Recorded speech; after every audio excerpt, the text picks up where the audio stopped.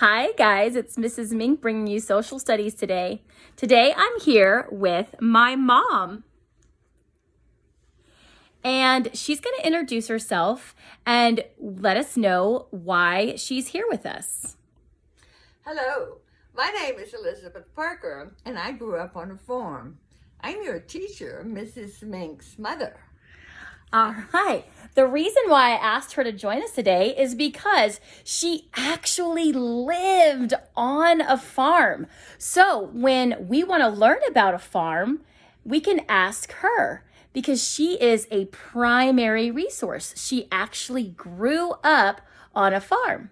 So Mom, tell us about what kind of farm you grew up on. Well, I grew up on a farm because my grandfather, my daddy's father, got some land from Louisiana to farm. They needed sugarcane, they needed farm workers. So my grandfather got what's called a land grant. My dad worked on that farm all of his life, and I remember it well. And you grew up there? I did. I grew up in a little 2-bedroom, 1-bathroom house. The farm was 140 acres, which is not a lot in Texas, but it's a lot in Louisiana. Mom, did you guys have running water at your house? Well, we didn't have running water in the house when I first remember living there, but later my dad actually, they dug a well. They got all their water from well, because in Louisiana the wells are not deep. He was able to get water for his animals. In Louisiana, they do not irrigate because they get plenty of rain. That's why sugarcane grew there so well. What does sugarcane make, Mom? Sugarcane makes sugar and it makes syrup.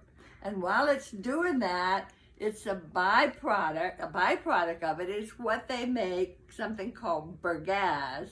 And that's used, at that time, it was used for insulation in houses. Oh my goodness. Okay, so tell me what it was like on the farm. From a book, we learned that farms have animals. Did you guys have animals on the farm, Granny? We did. Mom? When I first remember, there were 2 mules. Their names were Queen and Carrie. And they pulled the sugarcane wagon and the sugarcane, actually the loader, when they were harvesting the cane. And did they plow the fields? They did. They plowed the fields. And as a matter of fact, I have a couple of wheels, big old wooden iron wheels that come from the plows my daddy used. You mean Grandpa didn't even have a tractor when he was starting out? All the work was done by manual labor. That means the man and the animal. Oh my goodness. So he got a tractor, and how did the tractor help the farm? The tractor helped the farm a lot because it was much quicker. It would take from late September to mid-December to harvest the sugarcane crop to make the sugar and the syrup. But once they had a tractor, they were able to do it in a lot less time. Besides, it wasn't as hard to drive a tractor as it was to cut sugarcane. And so Grandpa could plow more sugarcane and he could make more money. Absolutely. That's how he made his money. All right. Well, that's great. Okay, so you are the daughter of a sugarcane farmer from South Louisiana, and you lived on a farm. You lived in a tiny little 2-bedroom house, and it didn't have running water initially, but when you got older, it had running water. That's correct. Okay, and tell me about, you said that you guys grew sugarcane. What else did you grow on the farm? Well, my dad had a garden, and the garden made all of our food. We did not have we couldn't go to the store and buy vegetables. Wait a minute, you didn't go to H-E-B and There was no H-E-B. Oh no. It was just a little corner store, but my dad was very industrious, and his dad, my grandfather, used the mules to pull a little plow on the levee of the bayou, which is where I lived, actually, along the levee of the bayou. And my grandfather would hand plow, plant everything, and then harvest it. Mom, tell me about some of your chores. Oh, dear. When you were growing up on the farm. Well, I remember now, I had a little bit of trouble remembering what I did back in those days, but I remember now at I guess it was about 4:30. I had to get a bucket of corn and I had to feed the chickens. And while they were eating, I went and picked up the eggs that they had laid during the day. And then my mother would clean some of the eggs that we didn't need, and I would sell them to the neighbors. Oh my goodness. I could just walk there. It was just next door. Okay. And then, did you have to work in the garden?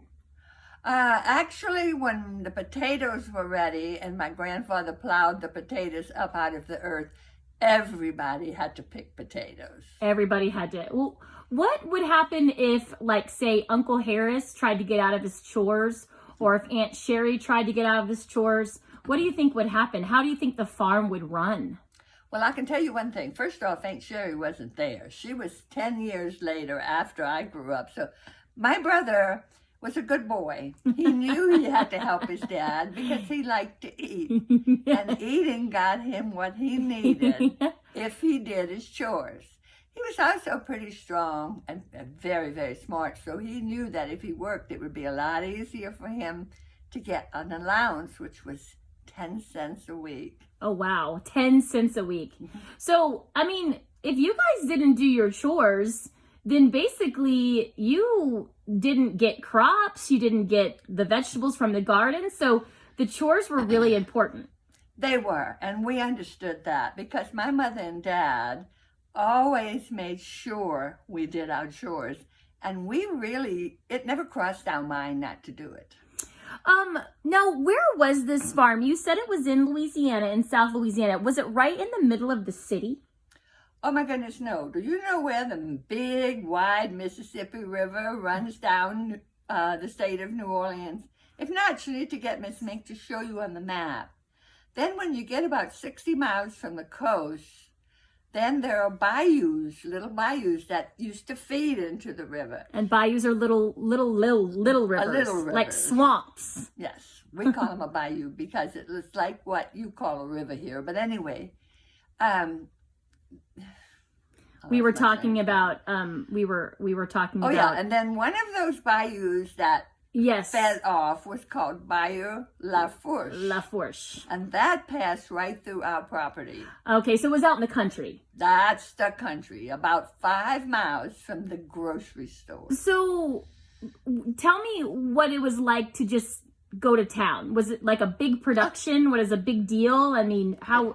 It was a really big deal. The only place I ever remember going growing up was the school bus used to run at that time, and we'd have to go.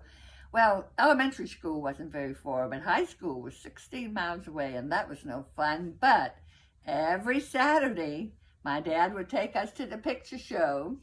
My mother would buy hamburger meat for the week. That's the only meat she bought.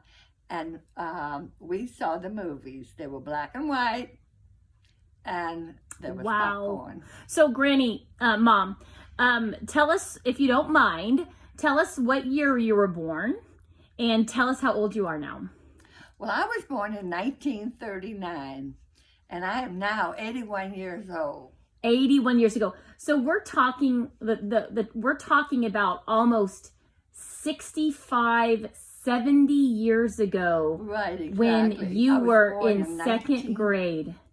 I was in second grade in 1945. I started right at the beginning of World War II. Wow. Oh my goodness. Well, listen, guys, this was a great interview with my mom. And the reason that I wanted to interview her is because she grew up on a farm, and therefore she is a primary resource. And we also learned about how family members can share stories and you can learn about your history. So not only did we interview a primary resource about a person who lived on a farm, but I also learned about the history of my family because I like to talk to my mom and learn about what it was like to grow up in South Louisiana on a sugarcane farm. So very cool. Mom, thank you so much for interviewing us. Well, thank you very much for having me. If you have any specific questions you want to know about living in the farm back in those days before tractors And with all the farm animals right outside the back door, you can ask me anytime. Well, maybe we'll give you a call sometime. Maybe so. Okay. All right. Bye. Bye.